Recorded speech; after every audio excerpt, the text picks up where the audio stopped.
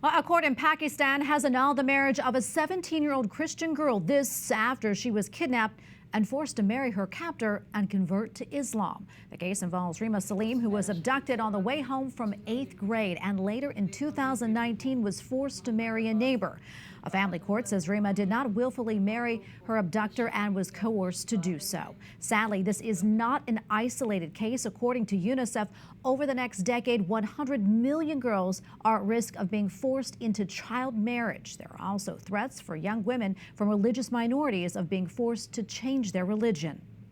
And here to discuss the story is Tehmina Arora, Director of Advocacy in Asia for ADF International. ADF International supported Reeha's legal defense and leads advocacy efforts for the prevention of forced marriage in Pakistan. Tehmina, thank you so much for your time today. We really appreciate it.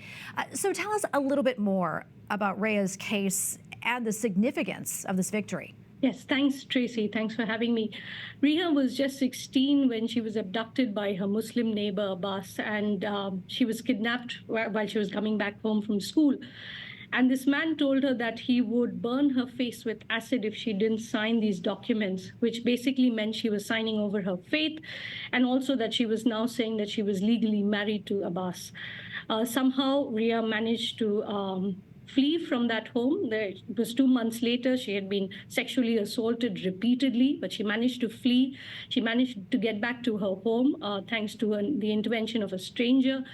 And that's when she reached out to ADF International, and we were able to file these petitions before the courts asking for her marriage to be annulled, for prosecution, criminal prosecution against her abductor through our allied lawyer, Sumaira Shafiq. This is hard for, I think, most people watching this to understand that this actually happens. Can you give us a sense of how common this is? Sadly, it's way too common. It is estimated that every year in Pakistan alone, over 1,000 girls are forcibly abducted and married off like this. It happens repeatedly. Religious minorities are particularly vulnerable. And is there anything that these young women and their families can do to protect them from being forced into marriage and conversion? So one of the things that these girls and their families need to do and are doing is to be able to stand up and fight these cases. Reeha and so many others like her have testified in courts in spite of the tremendous dangers they face. So that's incredibly tough, but they do it, and that's important. But it's also important to keep your documentation correct, church records, birth records, school records, all showing that these are minor girls, often 12 to 15 who are abducted. So keeping those records intact is incredibly important, and filing these cases is incredibly important also. Yeah, and before I let you go, I mean, what's being done globally to slow this disturbing trend?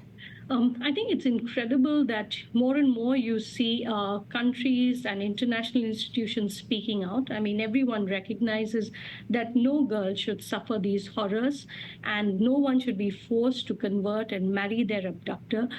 So you have very recently, for instance, the UN Special Rapporteur, several of the experts speaking out against this practice in Pakistan in particular, so calling on the government of Pakistan.